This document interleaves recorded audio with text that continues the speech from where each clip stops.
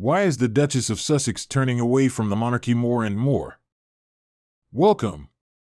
Please subscribe to our YouTube channel before watching the video so you don't miss any of our latest content. Thank you for your support. Daniela Ilzer, Meghan Markle and Prince Harry may no longer be able to retain their royal titles. Australian writer and journalist Daniela Ilzer reflected in her latest column for News.com on how soon King Charles III may decide to follow in the footsteps of King Carl Gustaf, Queen Margrethe, and King Harold, and strip Harry and Meghan of their titles. Daniela Ilzer writes, "Something is clearly happening in the European monarchies. Just in the last few years, members of the royal families of Norway, Denmark, and Sweden have lost their titles and royal privileges faster than Prince Harry lost his pants in Las Vegas." In 2019, King Carl XVI Gustaf of Sweden announced that he was removing 5 of his grandchildren from the royal house, and then, in September 2022, Queen Margrethe II of Denmark declared that she was stripping her 4 grandchildren, the children of her younger son Prince Joachim, of their titles. November of last year came, and it was Princess Martha Louise of Norway's turn. It turned out that she would no longer represent the royal house. King Harold drew a very clear line. Although his daughter could retain her title, she absolutely could not use it in conjunction with any commercial ventures that she and her shaman fiancé Durek Verrett could organize in their new home in California. Good Lord, how many European royals who can trace their lineage back to Queen Victoria are currently roaming the aisles of Whole Foods in Santa Monica with cups of oat latte in hand? There is one very evident thing that unites all those who have been stripped of their titles: they are all spares or children of spares. The obvious question here is how long Prince Harry, the spare, and his wife will be able to retain their titles, especially in light of their decision on the coronation. This week, the world learned that while Prince Harry, the Duke of Sussex, will secure a spot in first-class, low-carbon emissions plane, please, to attend his father King Charles's upcoming coronation in London, his wife Meghan, the Duchess of Sussex, will stay in their California home. Fortunately, on the same day, their son, Prince Archie, turns 4, which gives Meghan some far-fetched excuse. After all, why spend $22,000 on a British Airways ticket just to be overshadowed by your relatives on live television? However, the decision for Meghan not to attend the coronation may have serious consequences, especially when it comes to their titles as the Duke and Duchess of Sussex. Because here's the thing, by choosing not to go to the coronation and not showing support for her father-in-law, Meghan is making her position towards the entire royal family painfully clear. It seems that Meghan is also taking a very clear stance on what kind of relationship she wants to have with her husband's family. Practically none. Despite the fact that Prince Charles intervened to salvage the situation and walk the former Suits actress down the aisle in 2018, the Duchess doesn't seem too enthusiastic about returning this familial favor to King Charles. I know Meghan's supporters will insist that she has every reason not to have warm feelings towards this bunch of people, these British folks who are lifelong subscribers of horse and hound goodness. How many cliches can I fit into one sentence?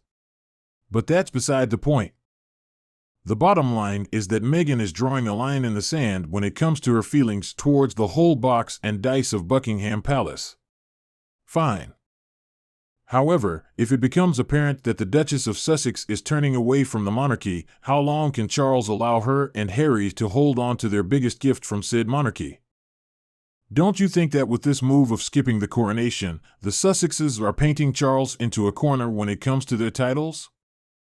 Excerpts from Robert Jobson's new book Our King Charles III, Man and Monarch were published on the eve, in which it is stated, the idea of stripping Harry of his title as Duke of Sussex has been discussed at the highest level.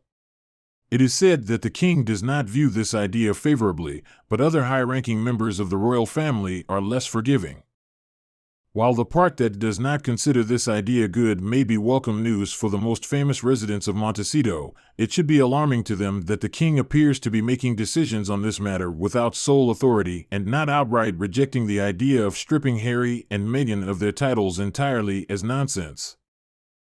We have already passed the 2-year mark since Harry and Meghan's interview with Oprah Winfrey, when they fired the starting gun on expressing themselves about their royal past, and then expressed themselves some more about the royal family.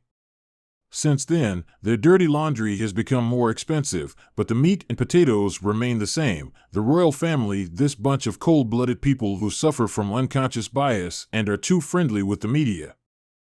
Harry and Meghan ignited family feud and have been professionally exploiting it, still eagerly identifying themselves with the mentioned family, considering the tremendous allure of the royal title.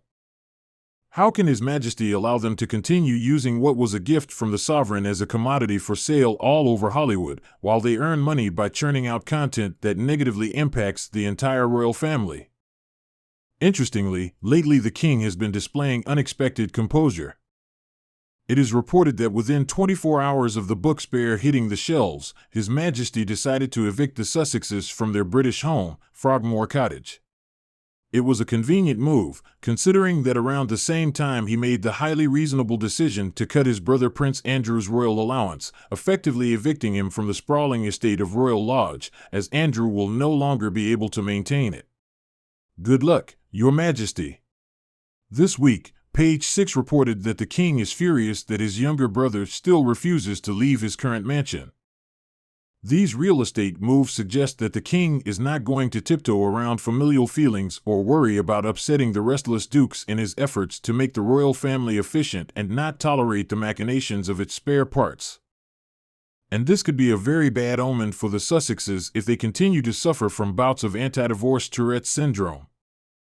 In light of the recently acquired king's taste for beautiful pragmatism, what once seemed truly extraordinary, an irreversible step from Charles, which could make the couple no longer use their titles of Duke and Duchess of Sussex, does not seem as shocking today. Judging by how things are going, if the Sussexes' media appearances over the next 2 years are similar to those of the past 2 years, there may come a day when His Majesty has no choice but to do his job and protect the monarchy, no longer indulging his son and daughter-in-law who are throwing tantrums. Yes, I know that technically Charles cannot strip Harry of his title of Duke of Sussex, only Parliament can do that, but I am sure he must have mechanisms to take action on this matter. He could also allow them to retain their titles, as was the case with Norwegian Princess Martha Louise, but somehow make Harry and Meghan stop using them in connection with any money-making ventures. I could also write a fairly lengthy dissertation right now about the rather astonishing hypocrisy of Harry and Meghan in all of this. What is incomprehensible is how they can earn millions from robbing the monarchy while loudly calling themselves members of the same institution. The cognitive dissonance from this is strong enough to ensure that we all need a good, long lie down.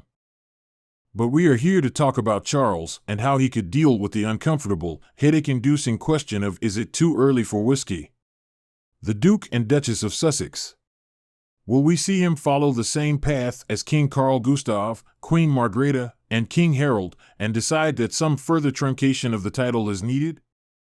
When Charles is crowned next month, he promises to protect the crown and the monarchy, and this may require him to make tough decisions that, as a father, he would not want to make. Meanwhile, Harry, Meghan, Princess Martha Louise, Washington-based Durek, Joachim, and possibly Princess Eugenie planning to move to Los Angeles should consider creating some sort of support group in the USA. Thanks for watching. Please subscribe to my YouTube channel for more content like this. Your support means a lot to me. See you in the next video.